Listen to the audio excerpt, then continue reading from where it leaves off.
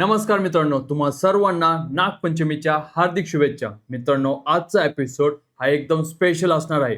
एकीकडे ट्रम्प यांनी थेट स्टेट ऑफ हॉर्मुझला अमेरिकेचा भाग बनण्याची भाषा केली आणि इराणने ते साफ नाकारलं आहे. तर दुसरीकडे भारतात चिप डिझाईन पासून एनर्जी स्टोरेज पर्यंत अनेक मोठ्या टेक्नॉलॉजी ब्रेक थ्रू झाल्या आहेत. मित्रांनो, मी किरण कदम आणि तुमचं स्वागत आहे आजच्या पॉइंटेड चर्चामध्ये. चला तर मग विदाउट वेस्टिंग एनी टाइम सुरू करूया आजच्या बिझनेस न्यूज. मित्रांनो, पहिली न्यूज आहे अमेरिका आणि इराण वॉर बद्दल. तर मित्रांनो, हॉर्मुझ वादाला आणखी टोक आलेलं आहे. एका पोलीस अकॅडमी मधल्या भाषणात ट्रम्प यांनी म्हटलं की इराणला पराभूत केल्यानंतर लवकरच ते स्टेट ऑफ हॉर्मुझला अमेरिकेचा भूभाग घोषित करणार आहेत. यावर इराणचे डेप्युटी फॉरेन मिनिस्टर कझिम गरिबाबादी यांनी ठणकावून सांगितलं आहे की हा जलमार्ग एका ट्विटने किंवा एअरक्राफ्ट कॅरियरने किंवा आदेशाने ताब्यात घेता येणार नाही आणि हॉर्मुझ हा आधीपासून इराणचा भाग होता आणि राहील. यातच आणखी एका जहाजावर अज्ञात प्रोजेक्टाईलने हल्ला झाल्याचं वृत्त सुद्धा समोर आलेलं आहे. मित्रांनो, हा वाद जितका चिघळेल तितकी क्रूड ऑइलच्या किमतीवर दबाव वाढण्याची शक्यता आहे. आधीच ब्रेंट क्रूड या आठवड्यामध्ये 5% वाढून $88.52 वर पोहोचला आहे आणि त्यामुळे OMC स्टॉक्स आणि तुमच्या पेट्रोल डिझेलच्या खर्चावर याचा थेट परिणाम होऊ शकतो. मित्रांनो, नेक्स्ट एक इंटरेस्टिंग न्यूज आहे म्युच्युअल फंड बद्दल. मित्रांनो, 31 मार्च 2026 पर्यंत म्युच्युअल फंड्सकडे न दावा केलेल्या डिव्हिडंड आणि रिडेम्पशन रकमेची एकूण बेरीज ही 3,811 कोटी रुपये झाली आहे, जी मागच्या वर्षीच्या 3,452 कोटींपेक्षा 10.4% जास्त आहे. यातले डिव्हिडंडचे 2,689 कोटी रुपये आहेत, जे 15.7% वाढले आहेत. तर रिडेम्पशनचे 1,122 कोटी रुपये आहेत, जे किंचित कमी झाले आहेत. एकूण न दावा केलेली रक्कम गेल्या 3 वर्षात मात्र तब्बल 153% वाढली आहे. त्यामुळेच मित्रांनो, जर तुमच्या घरातही कोणाची जुनी म्युच्युअल फंड इन्व्हेस्टमेंट असेल तर AMFI च्या वेबसाईटवर जाऊन ती तपासून घ्या, कारण ही रक्कम तुमचीच असू शकते. नेक्स्ट न्यूज आहे मित्रांनो चिप स्टार्टअप बद्दल. तर चेन्नई बेस्ड अहिसा डिजिटल इनोव्हेशन या DLI स्कीम अंतर्गत पाठबळ मिळालेल्या स्टार्टअपने विहान नावाचा ब्रॉडबँड नेटवर्किंग चिप पहिल्याच प्रयत्नात यशस्वीरित्या तयार केला आहे आणि हे यश 15 ऑगस्ट स्वातंत्र्य दिनी जाहीर झाला आहे. हा चिप स्वदेशी वेगा मायक्रो प्रोसेसर वापरून बनवला असून 26 जानेवारीला त्याचं टेप आउट झालं होतं. आता तो 2027च्या प्रोडक्शन टेप आउटकडे वाटचाल करत आहे. DLI स्कीम अंतर्गत आतापर्यंत विविध स्टार्टअप्सनी 30हून अधिक चिप डिझाईन टेप आउट्स पूर्ण केले असून $10 कोटी अधिक व्हेंचर कॅपिटल उभा केला आहे. नेक्स्ट न्यूज आहे मित्रांनो अलिबाबाच्या क्वेन AI मॉडेल बद्दल. तर मित्रांनो, अलिबाबाच्या क्वेन या ओपन सोर्स AI मॉडेल फॅमिलीने गेल्या फक्त 6 महिन्यांमध्ये जगभरात 3 अब्जाहून अधिक डाउनलोड्स मिळवले असून त्यामुळे त्यांनी गुगल आणि मेटा या दोघांनाही मागे टाकला आहे.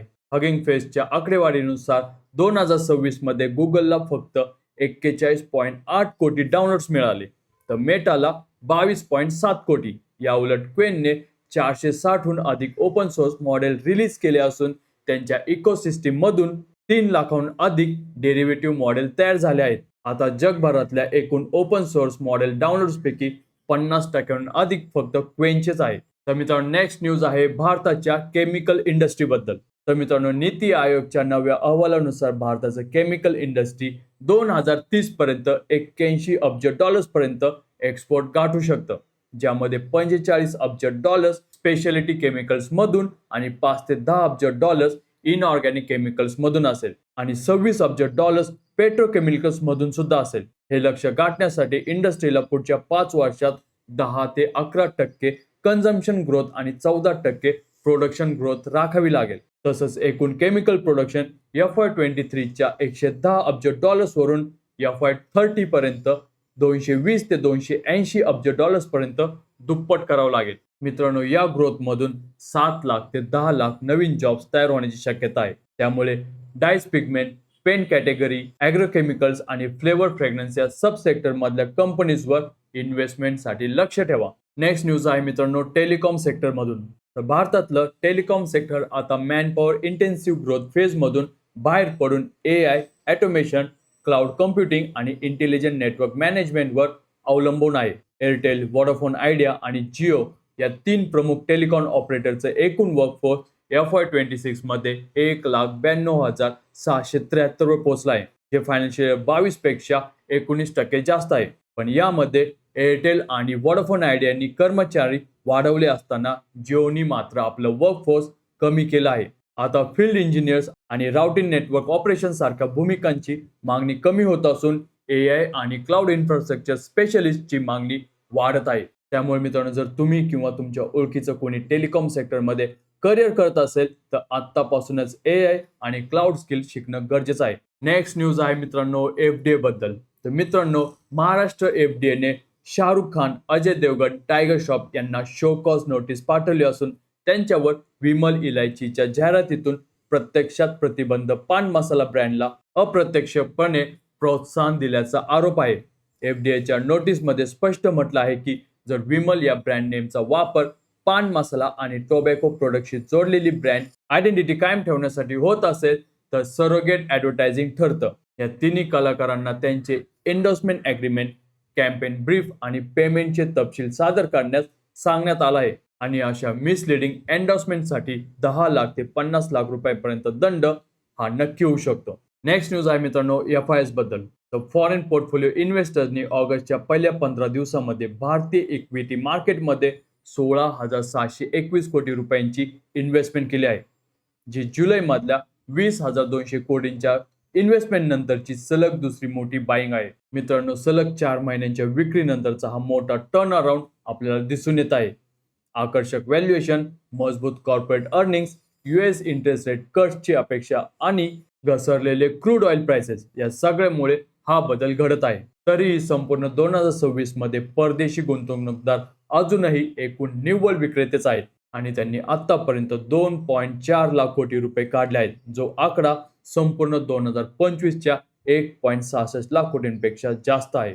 नेक्स्ट न्यूज आहे मित्रांनो ONGC बद्दल. तर मित्रांनो, ONGC विदेशला US ट्रेजरीच्या OFAC कडून व्हेनेझुएला मधल्या ऑपरेशनसाठी लायसन्स मिळाल्याची पुष्टी कंपनीने त्यांच्या Q1 FY27 अर्निंग कॉलमध्ये केली आहे, ज्यामुळे आता त्यांना कुठलाही कंप्लायन्स रिस्क न घेता पूर्ण मोकळीक मिळालेली आहे. ONGC विदेशकडे व्हेनेझुएलाच्या सॅन क्रिस्तोबा फील्डमध्ये 40% आणि पेट्रोकार्बोबो प्रोजेक्टमध्ये 11% पार्टिसिपेटिंग इंटरेस्ट आहे आणि सध्या तिथलं प्रोडक्शन दिवसाला 12 ते 15 हजार बॅरल्स आहे. आता कंपनीचं लक्ष आहे प्रोडक्शन दुप्पट करून 30,000 बॅरल्स प्रतिदिन नेण्याचं आणि तिथे अडकलेले जवळपास $60 कोटी डिव्हिडंड्स मोकळे करण्याचं. नेक्स्ट न्यूज आहे मित्रांनो ओला इलेक्ट्रिक बद्दल. तर ओला इलेक्ट्रिकने 15 ऑगस्ट रोजी ओला शक्ती, शक्ती रॅग आणि महाशक्ती अशी 3 वेगवेगळी बॅटरी एनर्जी स्टोरेज प्रोडक्ट्स जाहीर केले आहेत. यातलं ओला शक्ती हे कंपनीच्या स्वतःच्या 4,680 भारत लिथियम आयन सेलवर आधारित असून याचं 3 किलोवॅट व्हॅरियंट 99,000 रुपयांना तर 6 किलोवॅट व्हॅरियंट जवळपास 1.75 लाख रुपयांना उपलब्ध होईल आणि तसेच डिलिव्हरी सुद्धा नोव्हेंबर पासून सुरू होईल. महाशक्ती हे कंपनीचं युटिलिटी स्केल आणि इंडस्ट्रियल एनर्जी स्टोरेज प्लॅटफॉर्म असून यासाठी कंपनीने ॲक्सिस एनर्जी सोबत 2032 पर्यंत 20 गिगावॅट बॅटरी स्टोरेज डिप्लॉय करण्याचा MOU केला आहे. मित्रांनो, आता समजून घेऊया आजच्या मार्केटचे पिवट पॉइंट्स. तर मित्रांनो, निफ्टीचा पिवट असणार आहे 24,375, त्यामुळे रेजिस्टन्स असेल 24,450 आणि 24,535. तसेच सपोर्ट असेल 24,290 आणि 24,215. तर मित्रांनो, सेन्सेक्सचा पिवट आहे 78,053, त्यामुळे रेजिस्टन्स असेल 78,256 आणि 78,503.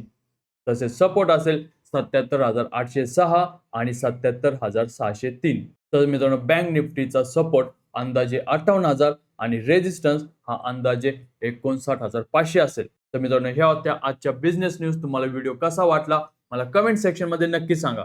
तर व्हिडिओला लाईक नक्की करायचा आहे.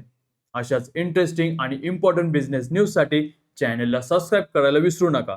भेटूया पुढच्या व्हिडिओमध्ये. तोपर्यंत जय हिंद, जय महाराष्ट्र.